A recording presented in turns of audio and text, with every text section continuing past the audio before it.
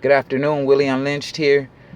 You know, after meticulous research, I'm ready to conclude that he who wins the war truly does write the story.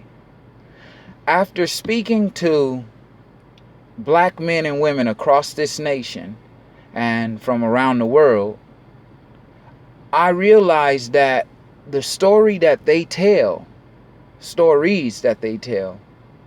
do not match the story that I grew up being taught in school and in libraries where I would read.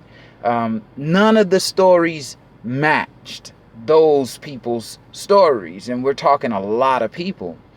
My native brothers and sisters, the story that I thought I knew about them, coming up, we're taught in school about, the Native Americans, and well, go speak to them.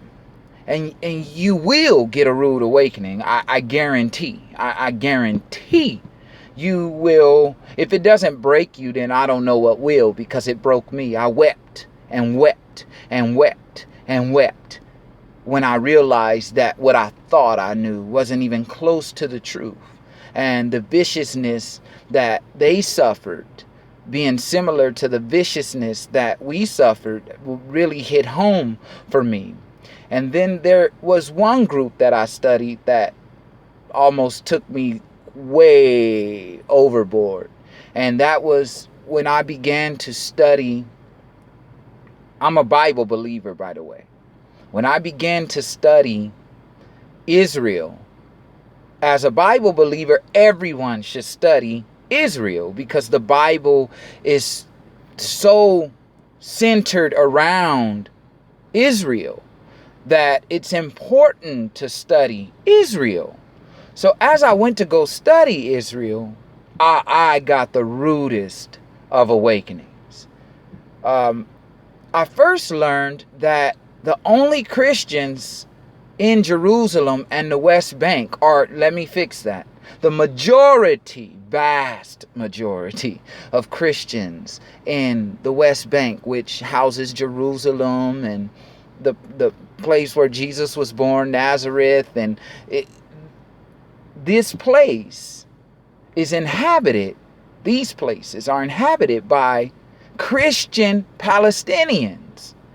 So as I began to learn more about that, I learned that most of us who support Israel don't realize that we are supporting, or let me say, sanctioning the murder of Christians today for a group of people who may or may not convert one day. But because we've been made to believe that these are Muslims that we're killing, or that they're killing. I'm saying we're because a lot of the donations that we make to church make their way to Israel. You need to pay attention, Christians, or Bible believers, whatever you might call yourself, whatever denominations you are, Bible believers. Be careful, because they are Christians. So one day after learning that, my faith, what I thought was so broken, I went home. I had a dream. In this dream, I was told to name my daughter, who was due within a month, Philistine. So 7 years later, I have a daughter named Philistine. And I know the promise is on the way.